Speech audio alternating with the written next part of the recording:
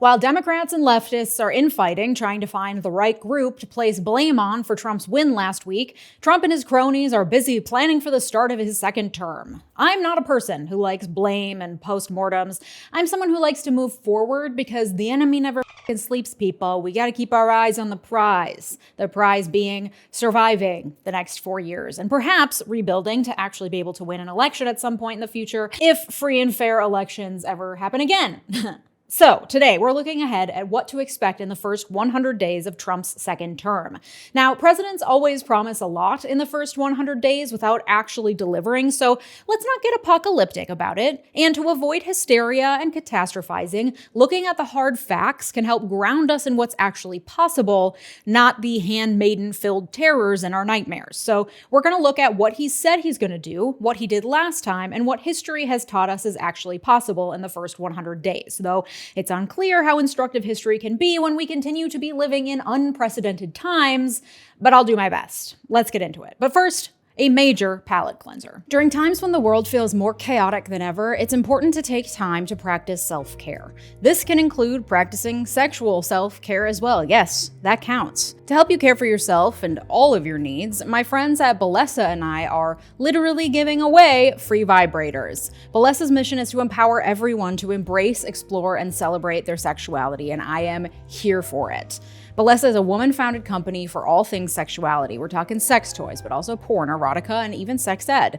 I've been following 𝗪𝗧𝗏 on Instagram actually for many years. They have very good memes, so I'm thrilled to be partnering with them on this, and even more thrilled when they said that this was going to be a giveaway, so I get to give all of you a bunch of free stuff. And I'm thrilled to announce that the world's first ever silent vibrator is here. Like, silent. We're talking sub-audible, no noise, full power. And lucky for you guys, I'm doing a giveaway with 𝗪𝗧𝗏 today, and literally everyone wins a free toy. Meet the Whisper Bullet, the world's first silent bullet vibrator. And when I say silent, I mean silent. Let's test this thing out. Exactly. You can't hear a thing. Whisper Bullet is a luxurious and aesthetic little toy that packs a serious punch. She is powerful, but somehow completely quiet. Everyone who signs up wins a free Whisper Bullet or free Air Vibe with their Whisper Bullet order. That's a $99 free gift. Click the link in my description and grab your new vibrator today, just in time for the holiday season. You're welcome. Thanks 𝗪𝗧𝗏 for partnering with me on today's video and helping make these unprecedented times just a bit more bearable. Okay, so while I cannot tell the future, and neither can anyone else, so any predictions about what's going to happen under Trump's second term should be taken with a grain of salt, we do have many sources to use to inform our crystal ball. Specifically, I'm looking to what Trump has said he plans to do, what he's already done in the last week or so, what he did in the first 100 days of his first term, and somehow we also got to bring Reagan into this. Yes, Reagan did ruin everything. Link to my Reagan Ruined Everything t-shirt in the description, but he did so with a lot of help from his friends, specifically his friends at the Heritage Foundation. That's right, folks. You think Heritage Foundation has just been with Project 2025? No, they've been around since the 70s, and a similar tome hit Reagan's desk on day one as well. So looking to that history and Reagan's use of their plan will help instruct us to see what Trump's use of their plan might look like. But first, let's go straight to the horse's mouth. What has Trump promised to do in his first 100 days of his second term? In Trump's victory speech last week, he called his win unprecedented, claiming that the voters have given him a strong mandate to enact the sweeping promises he made on the campaign trail. To be clear, Trump's victory was not unprecedented. Yes, it's been 20 years since a Republican has won the popular vote, but presidents have won far greater percentage of the vote and had far more sweeping victories in the past. But facts are irrelevant in Trump's America. So what do I know? That being said, as I discussed in my video last week, which got over 500,000 views indicating y'all are feeling some kind of way, and I will continue to be here to discuss every move with you, so don't forget to subscribe and hit that notification bell. But as we talked about last week, Trump did win the popular vote, and all of these think pieces titled "This Isn't Who We are being, in my humble opinion, woefully naive. Sister, this is who we are. The people have spoken. And I believe in democracy, even when I despise the outcome, so let's not beat around the bush here. This is who we are. This is what most people voted for. So Trump will be entering the White House feeling galvanized to do whatever he wants, especially given that he'll face very little tangible pushback from Congress or the Supreme Court. That's not to say that there won't be any pushback. He won the popular vote, but only by a few percentage points. Nearly half the electorate doesn't want him. So he will face pushback at every turn. How effective that pushback will be is another question, especially given that it appears GOP leaders in both houses of Congress, as well as Trump's own transition team, are better prepared now than they were in 2016. It's reported that Mike Johnson, Mitch McConnell, and others have been hard at work over the last few months, developing plans for their first 100 days in Congress after this election. Trump's team has also claimed greater planning and preparation to hit the ground running on day one. This would be essential for Trump to implement his 100-day plans because the first time around, his transition team was marred with infighting, lack of preparation, and general chaos, which helped to thwart some of their more ambitious plans. Whether or not they're actually prepared for a transition at the level they say they are is something to be seen, as they are still dealing with the same petulant, impulsive toddler they had to deal with the first time around. So they do have the experience of the first go-around to help them plan for the second transition, but their track record leaves some doubt. Either way, they have laid out some ambitious plans for Trump on day one and throughout his first 100 days. So the first 100 days will include both executive orders signed by Trump himself, as well as moves by Congress at the behest of Trump or to help enact his campaign promises through legislation. The major changes he has promised to make that will happen right away are likely going to be related to the economy, to the border, to energy and fossil fuels, and to the running of the administrative state. First, the economy. One of the top priorities for Republicans in both the House and Senate is to extend Trump's 2016 Tax Cuts and Jobs Act before it expires at the end of 2025. This isn't a change, it's just an extension of tax reforms that gave major cuts to the rich and expanded the budget deficit. Additionally, Representative Andy Harris, who chairs the right-wing House Freedom Caucus, has pushed for Republicans to quickly pass a reconciliation bill.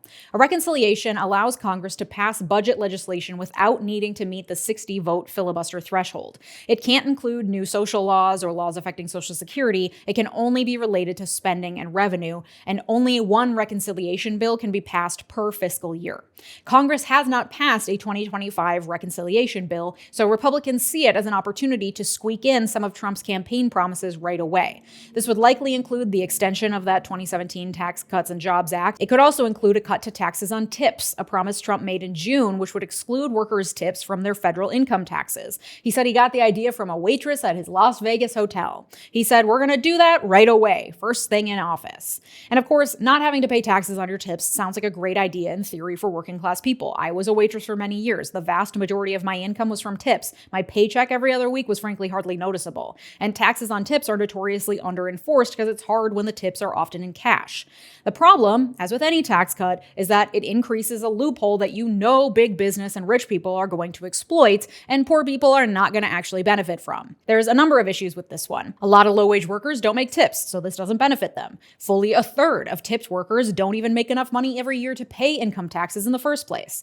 Employers will see that their employees are keeping a larger portion of their tips and use that as an excuse to lower their hourly wages, canceling out the tax savings. And rich people in traditionally non-tipped industries will find ways to shift their money around, so now all of a sudden they're getting paid in tips and paying zero taxes on it.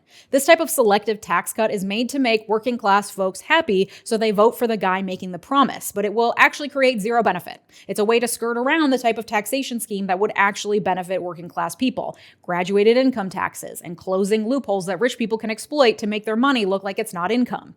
That reconciliation bill, as well as many of Trump's executive orders right away, will probably also focus on immigration, which makes sense. Immigration and the economy are likely the reasons Trump won handily. People are unhappy with how things have been going, so he'll be emboldened to make dramatic changes. Experts' analysis of their actual outcomes be damned.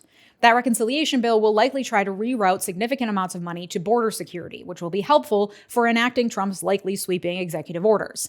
Karoline Leavitt, Trump's current national press secretary, we know he goes through those like toilet paper, said that Trump's day one agenda includes launching mass deportations of undocumented immigrants living in the U.S.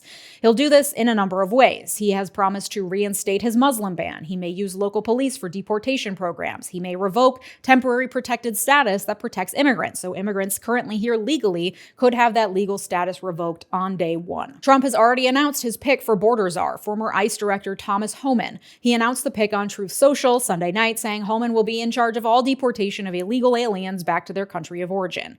Homan, as acting director of ICE under Trump's first term, helped design and implement the family separation policy. You know, the one that put children in cages at the border. Homan has promised the biggest deportation operation this country's ever seen. He has since appeared on Fox saying that the military will not be used to round people up, but the deportations will instead be conducted humanely by ICE. He likely chose that word specifically to lull viewers into a complacent stupor after the backlash he received when it got out that children were being held in cages at the border last time. His rhetoric hasn't toned down and his tactics will not change. He's just learned to assure people it will be humane to avoid the backlash of last time. Homan is also, of course, you guessed it, a visiting fellow at the Heritage Foundation and contributed to Project 2025. In his role as border czar, Homan would be considered White House staff, not a cabinet position. So he would not have to get Senate approval, but he also wouldn't have the power to direct federal agencies to do anything. So his work would have to go through others with Senate confirmation or acting as officials of those in charge of the federal agencies. But his proximity to the president and experience with ICE means he'll be well connected. The Project 2025 chapter on the Department of Homeland Security calls for, among many other things, ICE agents to be allowed to arrest, detain, and remove immigrants anywhere in the United States without warrant, and that sensitive zones where ICE officers are prohibited should be rescinded, and that the good judgment of ICE officers should be relied upon instead. You know, the same officers that are subject to report after report of abuse and inhumane treatment at immigrant detention facilities across the country, including use of 5-point shackles, prolonged solitary confinement, cockroach-infested food, physical and sexual assault, and denial of medications for epilepsy, diabetes, and more. Their good judgment should be allowed to govern how and when immigrants are detained. Reminder that immigrant detention centers are part of the civil system, not the criminal system. These are not people even indicted on crimes, let alone prosecuted, found guilty, or sentenced. They are simply being held awaiting their civil hearings. But yeah, all's well, according to Trump's new border czar, who on day one will begin organizing for the biggest deportation operation this country's ever seen.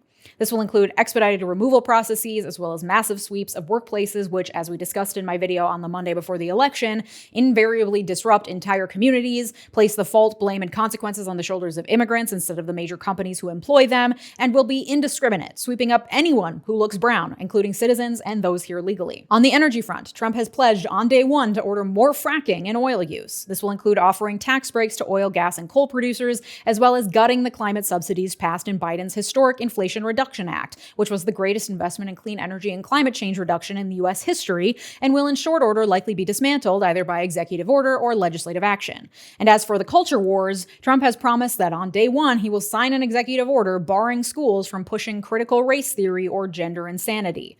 Trump will also likely reimpose his Schedule F executive order, which Biden rescinded, but which is a major piece of the puzzle for gutting the administrative state.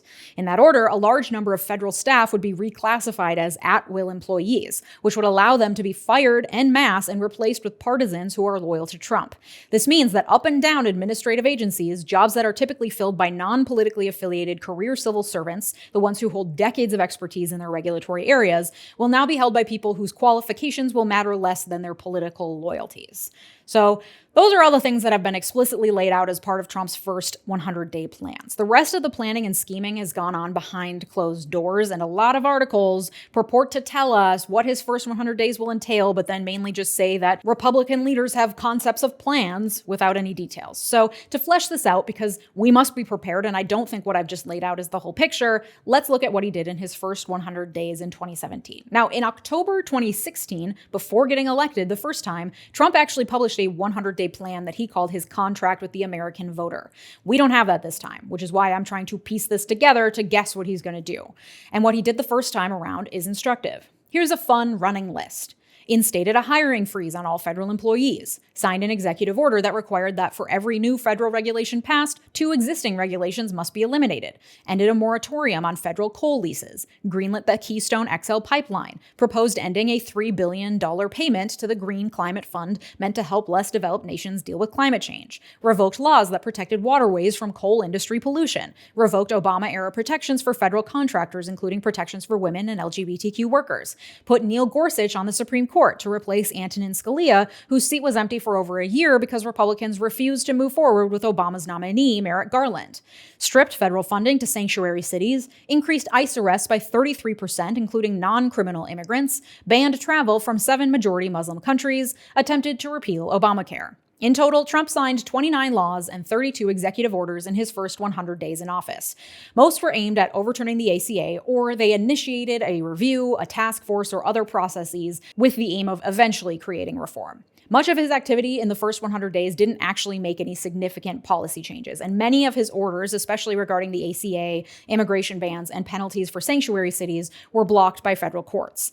Of the 530 key presidential appointees outside of the cabinet that require Senate confirmation, only 4 had been confirmed by day 100. 39 awaited confirmation, and 490 positions remained unfilled without even a nominee named. At the 100-day mark, Trump's approval rating was 42%, the lowest ever recorded for a president in the first 100 days. Trump's first 100 days were, in sum, a mess. And while some of his actions made headlines and were genuinely horrible for the people they affected, like the Muslim ban, most of them were ineffective or later blocked. This time around, he's claimed to be more organized. He has the federal judges he appointed from last time to help his orders and legislation sail through, and he has the Project 2025 mandate for leadership, as well as its architects, as a guide. Ronald Reagan also arrived at the White House in 1981 with a clear guide from the Heritage Foundation. He had also been consistent throughout his political career in his beliefs in small government, tax cuts, and free market ideology. And at least with the benefit of hindsight, Reagan's first 100 days were smoother sailing. In his first days in office, Reagan issued a blizzard of executive orders meant to curb the power and spending within the government. He lifted dozens of regulations, dismissed Carter holdovers, set a federal hiring freeze, and cut back on office expenses. Reagan also entered the White House at a time of economic strife, with a long period of high unemployment and high inflation not fixed by his predecessor Carter. Americans were, therefore, ready for a change. And so Reagan focused solely on the economy in his first 100 days and hit the ground running, but not with immediate passage of major policy changes. Instead, he put together a package of proposals for 83 program changes, 834 amendments to the federal budget, and 60 new pieces of legislation. And then he went to work selling the American people on that plan. He focused on maintaining a sunny, can-do attitude, speaking positively about what America could be, and he engaged in political theater, using his B-list acting skills to convince the American people that he was there to help them, that they would be taken care of, that anyone who criticizes his spending cuts for the needy had just fallen for bureaucratic propaganda from people trying to keep their government jobs. All while, with a twinkle and a smile and a little wink, proposing tax cuts and trickle-down economics that would enrich the 1% and lead to stagnant wage growth for the next 40 years. He courted everyone from the Congressional Black Caucus to anti-abortionists to the Democratic Speaker of the House. He let NBC film a day in his life for an hour-long TV special focused on his work on the economy. He sat down and spoke to the American people directly, and he charmed the pants right off of them. Not in a sexy way, like in a, hey, these are my pants now and you're gonna like it kind of way. Then he got shot. He managed to avoid any major political flub, and he survived an assassination attempt, which historically always bumps up approval ratings. All with a sunny, can-do attitude. So while it took Reagan far more than his first 100 days to enact the legislation, tax cuts, and other initiatives that would go on to ruin everything, link to buy my shirt is in the description, he was able, in those first 100 days, to bond with the American people and to woo enough insiders to eventually get things done. Post-Reagan analysis out of the Heritage Foundation found that Reagan successfully initiated about 60% of the proposals that landed on his desk on day one from the Heritage Foundation. Many of the staunchest supporters of that agenda were disappointed by that 60% figure, but it was enough that we're still dealing with the fallout 40 years later because Reagan did, in fact, ruin everything. And anyone who's perused the Project 2025 plan would likely say that implementation of 60% of what's proposed in that 900-page tome would unquestionably change the fabric of American democracy and government for multiple generations. Whether his rollout plan goes smoothly is another question, but the people pulling the strings behind the scenes have been hard at work for the last 4 years, doing their darndest to make sure they're ready to hit the ground running on day one. However, Let us not fall victim to nihilism. I dated a nihilist once. It's really a fucking bummer, and it's not the vibes I'm trying to bring to this party. Trump's people have had 4 years to prepare, but so have the people who stopped him in his tracks the first time around. Numerous organizations, from the ACLU to the International Refugee Assistance Project, to state governors around the country, to leaders in Europe and elsewhere abroad, have vowed to work to protect the rights of immigrants, LGBTQ folks, and other minorities, to protect First Amendment freedoms, including freedom of speech and freedom from religion, because yes, that's part of it, and more. This will happen through the courts, through state actions and laws, through outreach and mutual aid, and a lot more. And organizing doesn't have to be formal or fancy. You can organize your own community, the group of friends and people you already have, to participate in small daily acts of resistance in your own way. This includes communicating with your representatives, staying on top of legislation, and voicing your support or opposition, but it can also include literally just making a time to meet with your community regularly, to just be in community with each other. It doesn't have to be political, and it doesn't take moving mountains to do it. For example, I've always been jealous of characters in TV shows and movies who just have a standing coffee or lunch date every week with their group of friends, and I'm lucky enough to have 3 childhood friends who still live near me in Minneapolis. So one day, about 2 years ago, I was like, hey, I'd like to propose weekly coffee dates. Every Friday morning we meet and have a coffee for an hour before work. What do you say? And now, without fail, for the last 2-ish years, we meet at the same coffee shop every single Friday, unless we're all busy, which happens pretty infrequently, to check in with each other. We have a shared note on our iPhones we call the weekly docket, where we can all add topics throughout the week to discuss on Friday. And these topics range from what's on your bucket list, to relationship updates, to planning birthday parties, to discussing our aging parents. It's something we all look forward to, and it's a standing friend date that truly improves all of our mental health because we are in community with each other. And I'll admit I felt really vulnerable even among my closest friends proposing this because, I don't know, I feel like a burden when I ask people to spend time with me. It's something I need to discuss with my therapist probably, but it was so worth it and not that difficult to organize. Highly recommend. And if you're someone who's more interested in digital community, my Patreon is a growing community of like-minded people who are interested in organizing, being in community with each other, sharing ideas, and more. I have some big plans for growing the Patreon as a means for creating connection, learning, activism, and more. So if that interests you, or you just want ad-free, uncensored access to these videos, which you'll also get, come on down. The link is in the description. Thank you to my multi-platinum patrons, Rex, T, LaTranger Lucas, Joshua Cole, Thomas Johnson, Anthony Giles, Tay, and Brett Piontek. Your generosity makes this channel what it is, so thank you. And if you haven't caught it yet, check out my video from last week with my immediate post-election reactions. Thanks so much for watching. Have a good day. Bye-bye.